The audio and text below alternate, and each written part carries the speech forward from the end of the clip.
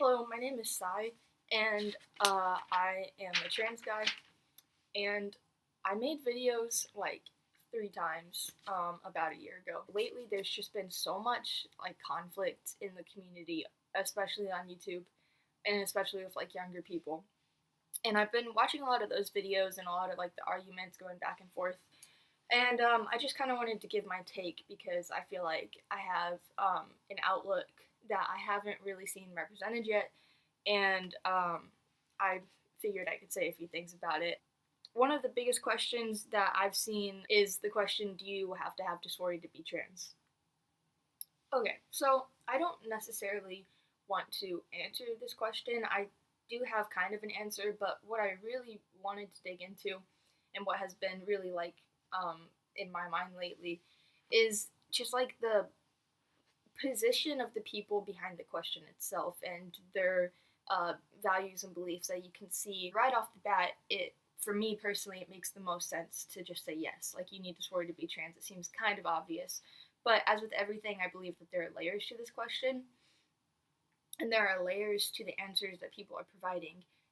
So when I watch videos of the people who are coming at it with the yes, obviously position, one issue that I really have with the arguments that they present is they all seem, or at least what I've seen, um, I'm not going to say any names because this is obviously just what I kind of perceive from their videos, but they all seem to come at it with the idea that the essence of being transgender is having dysphoria.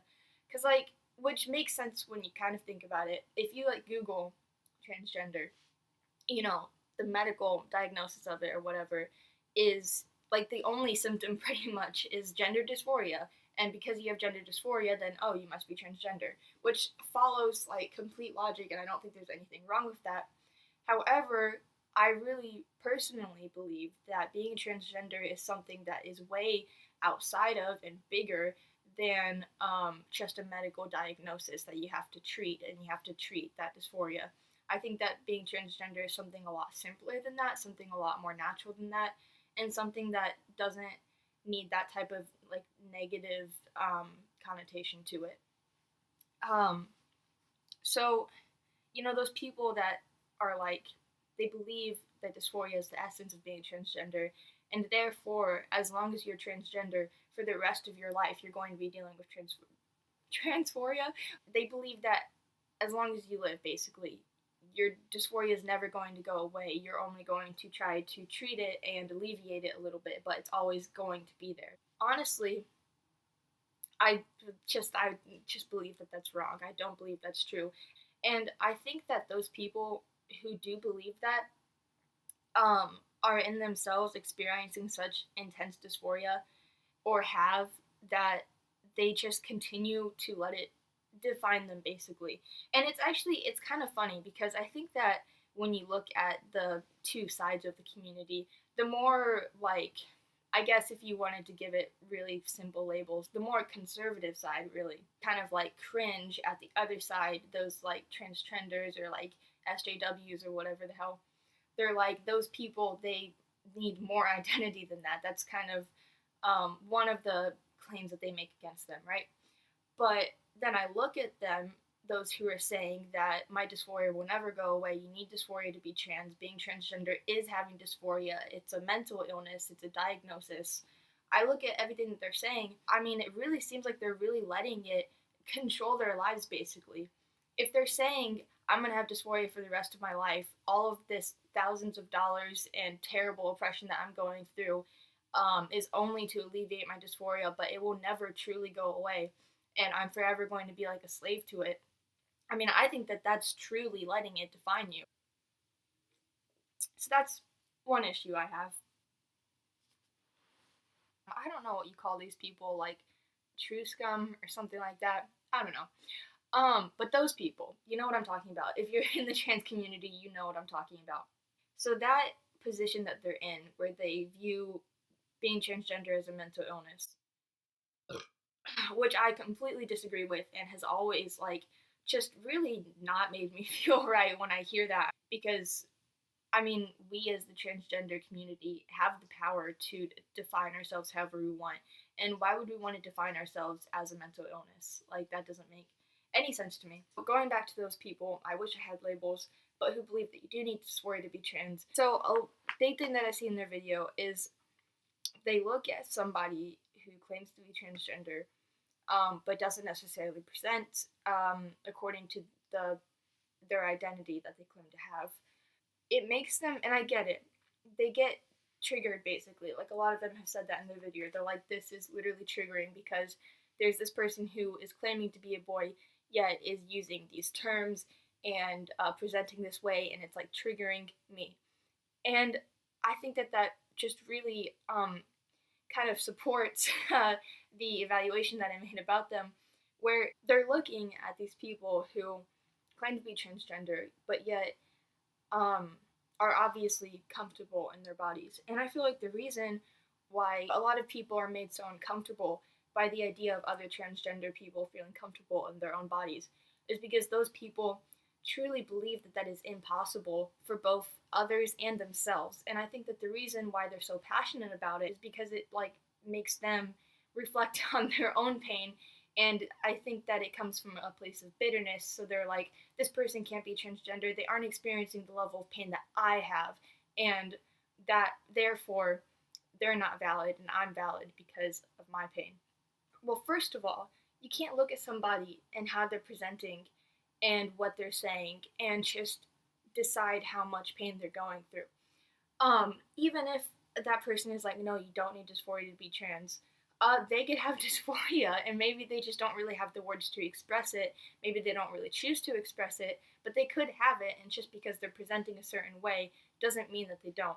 Virtually any argument that you're trying to make about what that person feels and what that person is, if it's based off of appearances, it's not going to be completely sound. I watched the last video that I made last September, and I was honestly astounded because I forgot how much pain I was going through then. And I mean, in the video, I might show a clip or something. It's not caused by anything. It just feels like it's me, you know? And that's what it's like. It's not like I believe that. I believe that it can be helped, and I believe that it can go away. But it feels like it's just my soul, you know? It's just me. It's buried. It's like my core. It's just pain. It's just hopelessness. It's just anger and bitterness and a really, really deep sadness that I can't change it.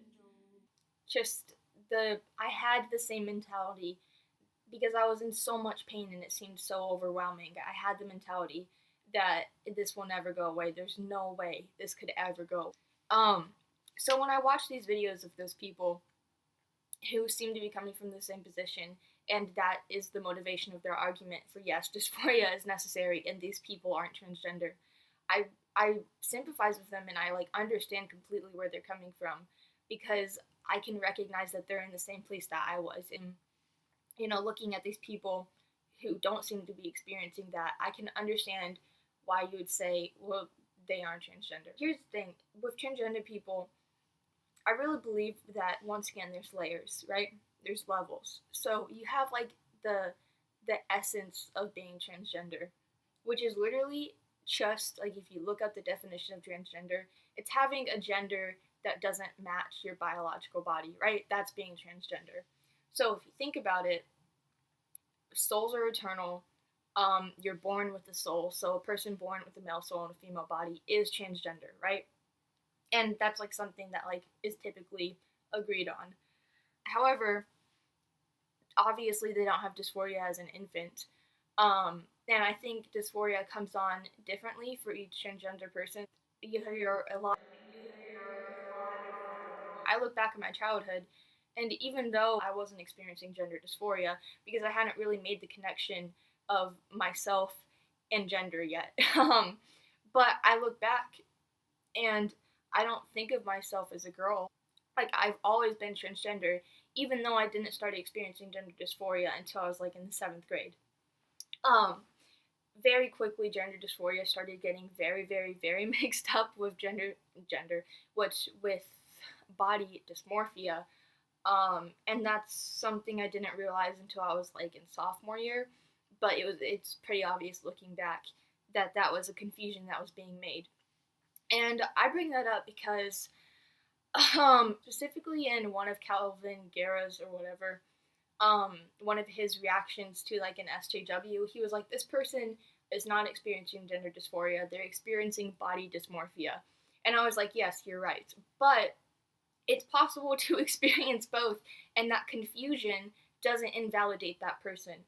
Basically, there was a point where my gender dysphoria, like, virtually was completely body dysmorphia, and that's when my eating disorder got really bad.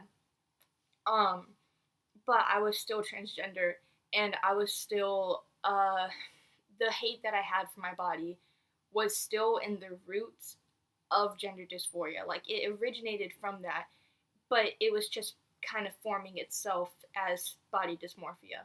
And it was at that point when I was most hopeless, and when I was like, this is never going away. Basically, I understand why some transgender people would call being transgender mental illness, because it can really present itself that way.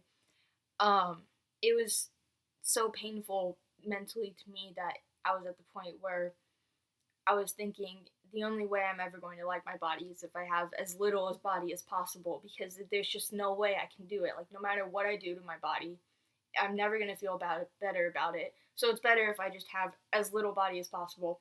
And so that was kind of the route I went.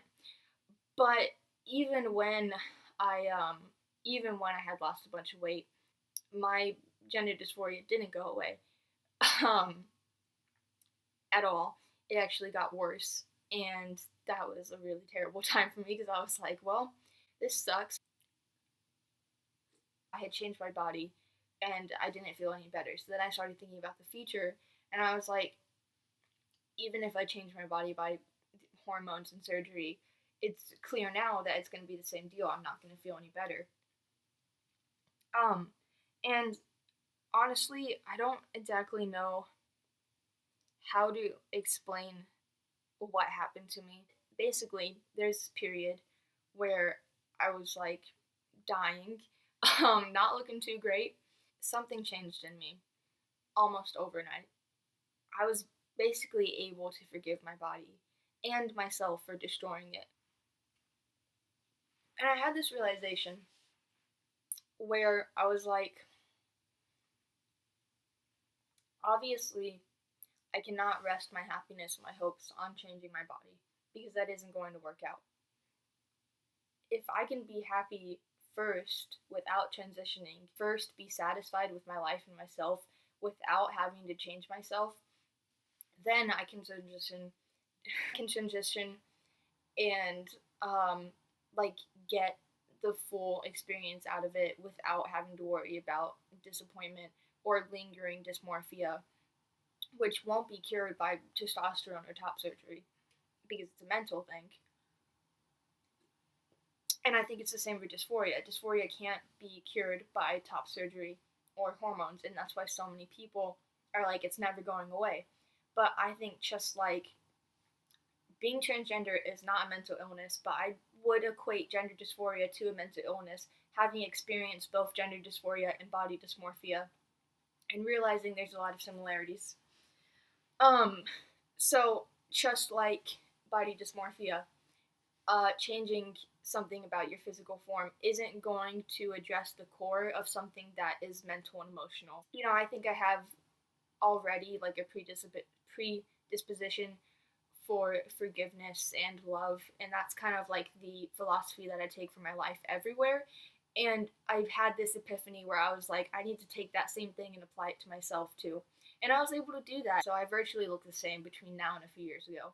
And a few years ago, I was literally ready to kill myself. But now, my day-to-day dysphoria has virtually disappeared. And I'm just able to appreciate all of my qualities inside and kind of use those to love my outside. And it really is just a basic principle of self-love. And I personally don't think that dysphoria isn't something that is outside the reach of love. I think that everything is able to be touched by love, including dysphoria. I really don't see the point of hating people for being able to get to that point, um, where they're able to love themselves without having to rely on transitioning and changing their bodies. Now, as for the people who don't necessarily do anything to present as trans, um, I don't have anything to say about that other than Jesus Christ. I don't have anything to say about that other than people need to stop highlighting the extremes in the community. I don't think they're trying to do this, but by highlighting the extremes, you're you're displaying those types of emotions that you express towards that one person. You're basically expressing those emotions for the entire group. Because some of the principles that you're saying for that person, like you don't have dysphoria so you can't be trans, will apply to other people in the community that are different but have that same experience, like me.